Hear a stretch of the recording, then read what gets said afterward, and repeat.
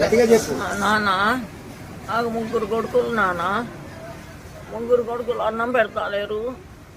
అన్నం పెట్టకుండా బజార్లలో ఆడుకొని తిట్టాను నాన్న.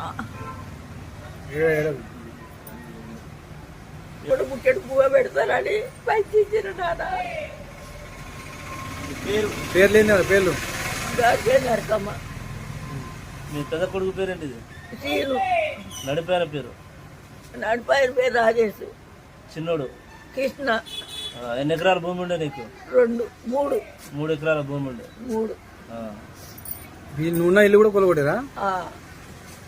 కొట్టుకున్నాడు. డబ్బులు ఇస్తే భాస్కర్ గారికి అమ్ముకున్నాడు, పంచుకున్నాడు డబ్బులు. ఇప్పుడు ఏం కావాలా నేను? బో పెడతాలేదు నాన్న. ఏడ తింటున్నావు మరి? అన్నం పెట్టిన తింటాను, లేకుండా అడిగాను తప్పు చెక్క పడుకుంటాను. పడుకోవడం ఎక్కడ పడుకుంటున్నావు మరి? ఇల్లు లేదు కదా? గద్దెల మీద పండుకుంటాను. ఎక్కడో చోట గారెల గద్దెల మీద పడుకుంటున్నావు? అన్ని గిట్లా ఉంటే పండుకుంటాను. స్టేషన్ లో ఏమైనా కేసులు పెట్టిన 2 రసీదు కూడా ఇచ్చారు నాకు. పిలిపిలే పోలీసు వాళ్ళు మరి నిన్న? వాళ్ళు పిలిపిలేదా? ఆ రసీదు ఇచ్చేలా కొట్టిండు. ఉన్నది నాకు అలా రసీదు.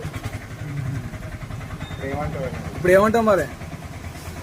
ఏమంటావు అంటే నాకు ఇక్కడ నేను ఈ వానాకాలం వచ్చేసరి కాలం ఏడబడినని కొడుక కొంచెం పండుకున్నాను. సరే 3 నెలలే పెట్టాను. నేను ఎక్కువ పెట్టాను, ఒక్కొక్క నెల పెట్టాను. పెడతలేరు. ఆయన రాజా రా అన్నాడు, పోయినా. సన్నాని అడుక్కుంటూ పోయినా. వచ్చి దగ్గరికి వచ్చి తీసా పోయినా. తాగుతాడు, పంచాయతీ పెడతాను, గోల పెడతాను. ఇంత వాము నాకు గట్టుకుడుకొస్తాను భయం పడి. నేను ఉండను నాన్న అదే లెక్కన. గొలుసు దిందులు తీసుకుపోయాను నాన్న. రాజేష్ తీసుకుపోయాడు.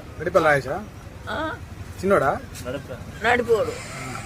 అయితే వాళ్ళకి ఎరకైతే అన్ని వాళ్ళకి ఇస్తారో నీకు ఎవడు పెడతారో అంటారు.